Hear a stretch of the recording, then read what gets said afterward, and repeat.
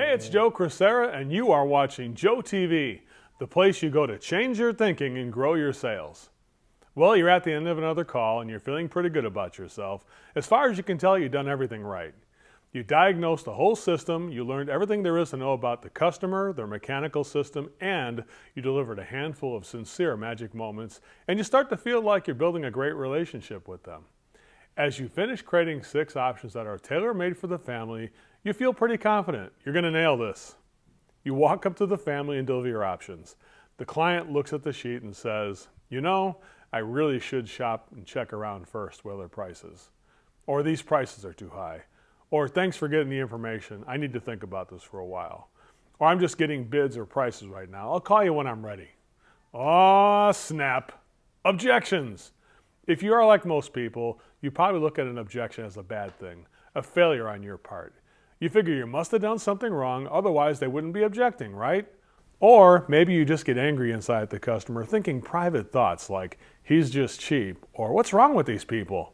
Because after all, an objection is just a polite no, isn't it? Actually, that's not what an objection is at all. When you think like that, you're putting yourself in a conflict state of mind, and that's not good for you or the customer. So what is an objection? In reality, an objection is an opportunity to explain more, clarify, and guide your customer through the process of making the right choice for themselves and their family. Your customer needs your guidance because they're used to living in a one-dimensional world when it comes to their system. What they usually hear is, here's the part you need and here's what it costs.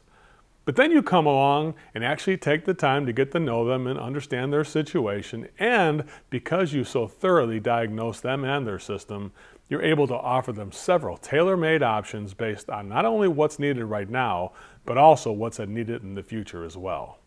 So they're going to go from here's a one-price world to here's your new world of choice. It's like the difference between those old coin-operated mechanical horses you used to ride outside Kmart when you were a kid and the interactive theme park experience at Disney World. Now over at the theme park, there's so much going on, they actually give you a guide to show you how it works and anything else you want to know about the attraction so you can figure out which ones fit the kind of experience you and your family want. It's no different when you're offering options. There's a lot to see and a lot to think about. Remember, your customer has probably never seen this type of selection before. It's like going to Disney World for the first time. Wow, look at all the cool stuff. Where do we start? What do we do? So when your customer hits you with an objection, see it for what it really is. A request for guidance and an opportunity to guide them through the process of choosing. Be their guide and show them the way. Tell them why you did what you did and why it makes sense. Now here's 3 good ways to be a guide. You've heard me say it before, provide world-class pure motive service and the sales numbers take care of themselves. Guiding your client into a solution is not high-pressure sale, it's the place where true world-class service begins. The service of helping your client find what's right. Here's 3 tips to guide your customer through the process of choosing the right solution. Tip number 1, listen for the no. Listen to exactly what the client's response is after handing over your options. You explain the top option and let the customer look at the option sheet with all 6 prices. What are they saying? More importantly, what are they not saying? If you don't hear the word no or not now, then it isn't even an objection. For instance, it might sound something like this. Your client says, geez, these prices are higher than my last guy who worked here. You'd say, I understand, we're definitely more premium. So what should we do? The client says, let's go ahead with that second option with the 4-year warranty and service.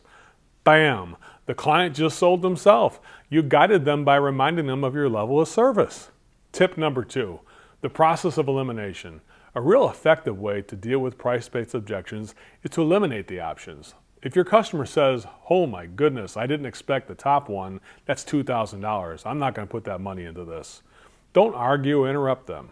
Just say something like, you know what? I just wanted to see what was possible, but I agree. Let's take that one off the list. So what should we do? Cross the option off and ask them which one makes sense now. And the same thing works for eliminating the Band-Aid option. If they think it's too cheap, just cross it off and ask them what should we do.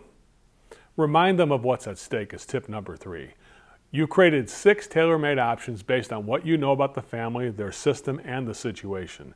If you've done magic moments, you've observed how fortunate the family was to have a person like that take care of the issue, you can use that to guide the objections and guide your customer to the right solution for the people they're most concerned about.